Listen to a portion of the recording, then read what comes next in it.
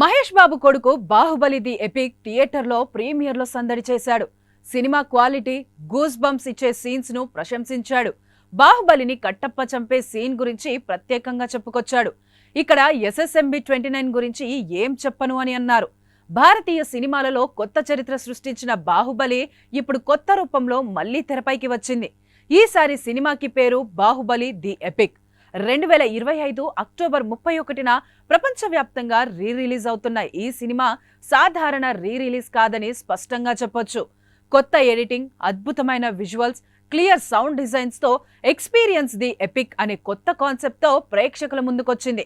Movie lovers, fans ఈ remaster version advance bookings దుమ్ము దులిపేశారు. విదేశాల్లో ఒకరోజు ముందే విడుదలై ప్రీమియర్ షోస్ నుంచే బ్లాక్ బస్టర్ రివ్యూస్ అందుకుంది. ప్రీమియర్ షోస్ లో మహేష్ బాబు కొడుకు కూడా థియేటర్ కి వచ్చి సినిమా గురించి తన ఫీల్ పంచుకున్నారు.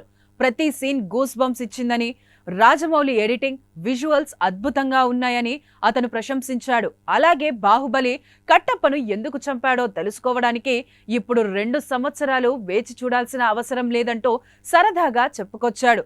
తన తండ్రి మహేష్ బాబు రాజమౌళి కలయికలలో రూపొందుతున్న SSMB 29 గురించి అడిగితే మాత్రం ఏమీ చెప్పను అని అన్నాడు. రాజమౌళి తన స్టైల్లో ఫస్ట్ హాఫ్ చాలా ఫాస్ట్ గా సీన్ బై సీన్ అద్భుతంగా తెరకెక్కించారు. మహేంద్ర బాహుబలి, బల్లాల దేవుడి మధ్య యుద్ధం, అనుష్క ఎంట్రీ, ఇంటర్వెల్ వరకు ప్రతి సన్నివేశం ప్రేక్షకుల్లో ఉత్సాహం రేపుతోంది. సెకండ్ హాఫ్ లో డ్రామా, యాక్షన్, భావోద్వేగాలను పర్ఫెక్ట్ గా మిక్స్ చేస్తూ క్లైమాక్స్ కు చేరుకునే మూమెంట్స్ ఆడియన్స్ ని మంత్రముగ్ధుల్ని చేశాయి. కీరవాణి బ్యాక్గ్రౌండ్ స్కోర్ సినిమాకి మేజర్ హైలైట్ గా నిలిచింది.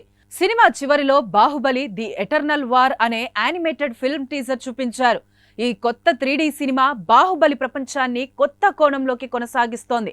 120 కోట్ల భారీ బడ్జెట్ తో రూపొందిస్తున్న ఈ ప్రాజెక్ట్ ను ఈశాన్ శుక్లా అనే టాలెంటెడ్ 3D యానిమేటర్ 2 ఏళ్లు కష్టపడి రూపొందించారు.